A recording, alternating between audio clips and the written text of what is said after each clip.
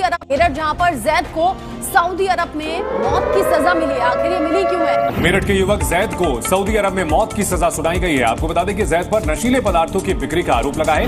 वहाँ के पुलिस वाले ने फंसा दिया, बेकसूर है वो। बस हमें ये उम्मीद है कि हमारा भैया हमारे घर वापस आ जाए। हमें पुलिस वाले रोक लेते हैं, गाड़ी रोकने के बाद हमें बाहर निकाल लेते हैं और पूरी गाड़ी की सीट पीट फाड़ते हैं ना, तो सीट में निकलते हैं 2 पैकेट 400 ग्राम और 300 ग्राम। जैद ने कभी बताया नहीं कि मुझे फांसी हुई है। जैद से अभी 8-9 महीने पहले बात हुई। दोस्तों, ये जानकर आपको बेहद अफसोस हुआ होगा कि मेरठ के रहने वाले जैद नाम के एक लड़के को सऊदी अरब में सर कलम करने की सजा मिली है। जी हाँ, शायद आपने ये खबर कहीं न कहीं सुनी होगी, लेकिन एक खबर और निकल कर आ रही है कि सऊदी में जो जैद को सजा मिली है उस पर अब लगेगी रोक। जी हाँ, मगर कैसे सजा पर रोक लगेगी आपको ये वीडियो पूरा देखने के बाद पता चलेगा। जैसे कि आपको ये जानकर बहुत अफसोस हुआ होगा कि जैद को सऊदी अरब में इस तरह की सजा हुई, मगर क्या आपको ये बात पता है क्यों जैद को सऊदी अरब में मौत की सजा मिली? ऐसा कौन सा इतना बड़ा गुनाह कर दिया था कि उसको ये सजा मिली? क्या सच में जैद गुनाहगार है? उसके घर वालों का क्या कहना है जैद के बारे में? आपको ये वीडियो पूरा देखने के बाद पता चलेगा। सऊदी अरब में मेरठ के जैद को ड्रग्स तस्करी के आरोप में सजाए मौत सुनाई गई है। परिवार और स्थानीय लोगों का मानना है कि जैद निर्दोष है और उसे जानबूझकर फंसाया गया है।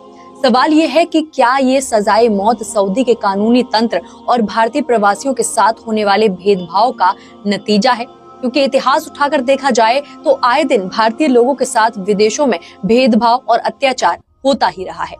नमस्कार, मैं हूं आपके साथ अग्रिमा जादौन और आप देख रहे हैं डेली हिंद। मेरठ के एक छोटे से गांव का जैद अपनी आर्थिक तंगी के चलते वो सऊदी अरब नौकरी के लिए जाता है। वहां उसने एक ड्राइवर के रूप में अपनी शुरुआत की और धीरे धीरे अपनी ईमानदारी और काम के लिए समर्पण के चलते सऊदी पुलिस की गाड़ियां चलाने का उसे जिम्मा संभालने को मिल गया।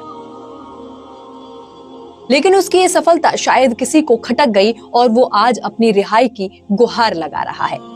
लेकिन जैसा कि आपको पहले भी हमने बताया था कि जैद के परिवार और स्थानीय लोगों का आरोप है कि जैद को साजिशन फंसाया गया है। ड्रग्स तस्करी जैसे गंभीर आरोप उसकी गाड़ी में ड्रग्स रखकर लगाए गए, जो किसी भी प्रवासी के लिए सऊदी में सबसे बड़ा अपराध माना जाता है। इसके बाद सवाल उठता है कि क्या जैद को इंसाफ मिल सकता है? क्या जल्दी ही उसकी रिहाई हो जाएगी? क्योंकि अगर पिछले कुछ उदाहरणों से देखा जाए तो सऊदी अरब और अन्य खाड़ी देशों में झूठे आरोपों से भारतीयों को रिहा कराने के कई उदाहरण हैं। जैसे कि केरल के केविन जॉन का मामला, जिन पर मलेशिया में ड्रग्स तस्करी का आरोप लगा था। परिवार और भारतीय दूतावास के प्रयासों से सच्चाई सामने आई और उन्हें निर्दोष करार दे दिया गया। दूसरा पंजाब के हरजिंदर सिंह, जिन्हें दुबई में हत्या के आरोप में फंसाया गया। स्थानीय गवाहों की गवाही और भारत सरकार के हस्तक्षेप से उनकी भी रिहाई हो गई थी।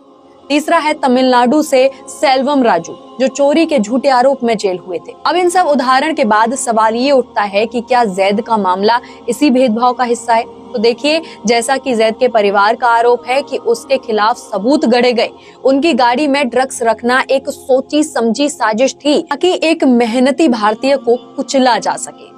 इससे तो कहीं न कहीं यही लगता है कि ये एक सोची समझी गई साजिश थी और पहले से गढ़ी गई थी और भेदभाव की भावना से भी ये पूरी तरह लिप्त है। अब वहीं कई लोग इसे धार्मिक पहचान का भी असर बता रहे हैं। जी हाँ, जैसे कई मामलों में भारतीय मुस्लिम प्रवासियों को धार्मिक पहचान के कारण जो है वो निशाना बनाया जाता है और जैद का मामला भी इसी श्रेणी में आता है, क्योंकि वो एक मुस्लिम था, जहां उसे न केवल प्रवासी बल्कि एक मुसलमान होने की वजह से निशाना बनाया गया हो सकता है।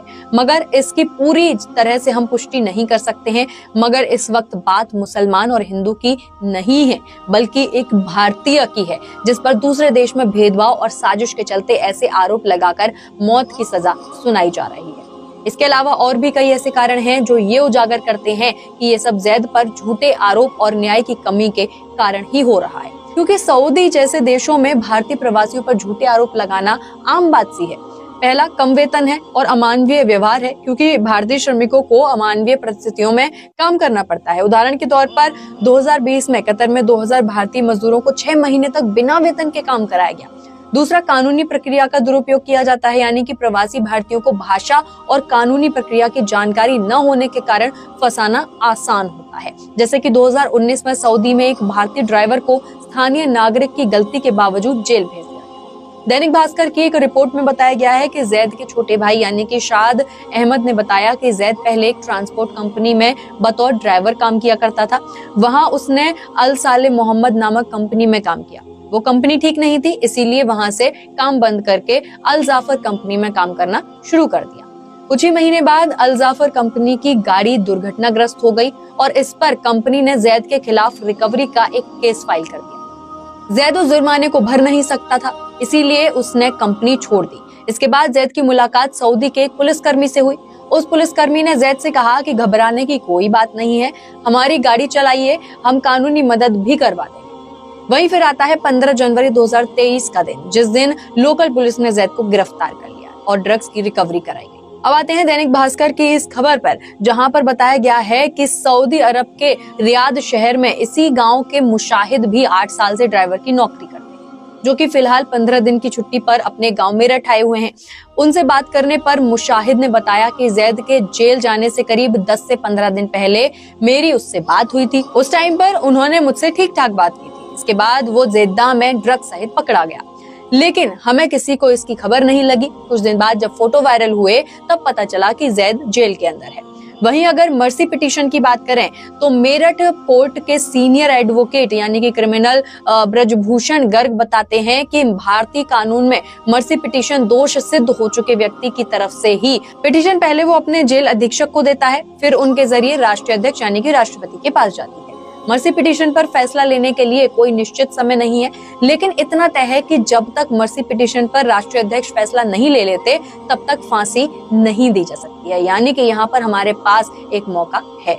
सर्वोच्च अदालत सिर्फ फांसी की सजा तय कर सकती है, तारीख नहीं। भारत के राष्ट्रीय अध्यक्ष राष्ट्रपति होते हैं, जबकि सऊदी अरब में प्रिंस होते हैं। ऐसे में ये मर्सी पिटीशन उन्हीं के नाम लिखी जाएगी, यानी कि हमारे पास पूरा भरपूर समय है। अब यहाँ पर भारत सरकार की बड़ी जिम्मेदारी बनती है कि वो अपने भारतीय नागरिक को बचाने के लिए कुछ कड़े कदम उठाए, जैसे कि सऊदी सरकार के साथ मजबूत राजनयिक संवाद करे, जैद की कानूनी मदद के लिए एक टीम नियुक्त करे, परिवार को मानसिक और आर्थिक सहायता दे, प्रवासी श्रमिकों की सुरक्षा के लिए भारतीय दूतावास को अधिक सक्रिय रखे, प्रवासी मजदूरों के लिए हेल्पलाइन और कानूनी सहायता भी बढ़ाए, अंतर्राष्ट्रीय मंचों पर प्रवासी भारतीयों के अधिकारों की आवाज भी उठाए।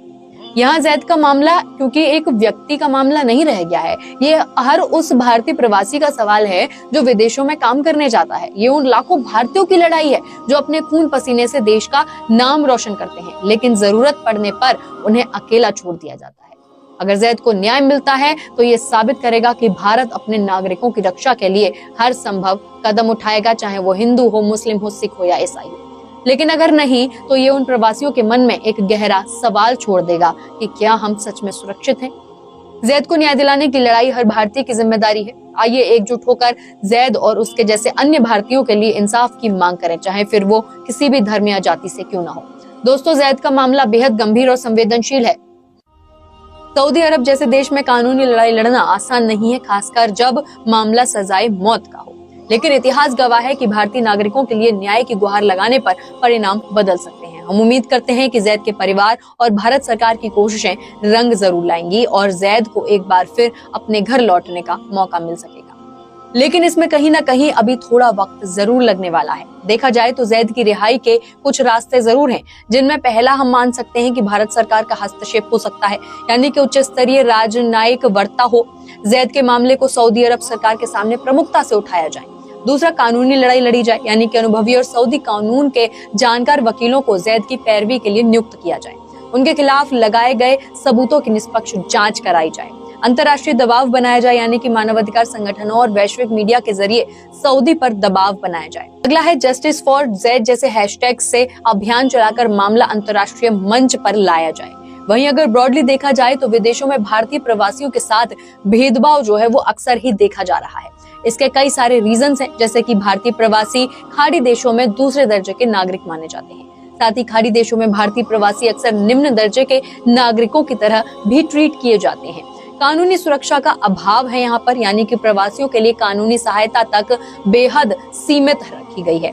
जातीय और धार्मिक भेदभाव है, यानी कि खाड़ी देशों में कई बार भारतीय प्रवासियों के साथ नस्लीय और धार्मिक आधार पर भेदभाव किया जाता है। उदाहरण के तौर पर 2018 में दुबई में एक भारतीय श्रमिक को स्थानीय नागरिकों के साथ बहस करने पर बिना किसी जांच के जेल में डाल दिया गया था। अब ये भेदभाव नहीं तो और क्या है? जी हाँ दोस्तों, वीडियो देखकर आपको पता चल गया होगा कि जैद को सऊदी के अंदर क्यों सजा मिली और कैसे उस पर रोक लग सकती है। दोस्तों, आपकी क्या राय है? कमेंट बॉक्स में अपनी राय जरूर रखें और वीडियो अच्छी लगी तो इस वीडियो को ज़्यादा से ज़्यादा शेयर करें, लाइक करें और चैनल को सब्सक्राइब करें। मिलते हैं एक नई वीडियो के साथ, अपना ख्याल रखें। अल्लाह हाफिज।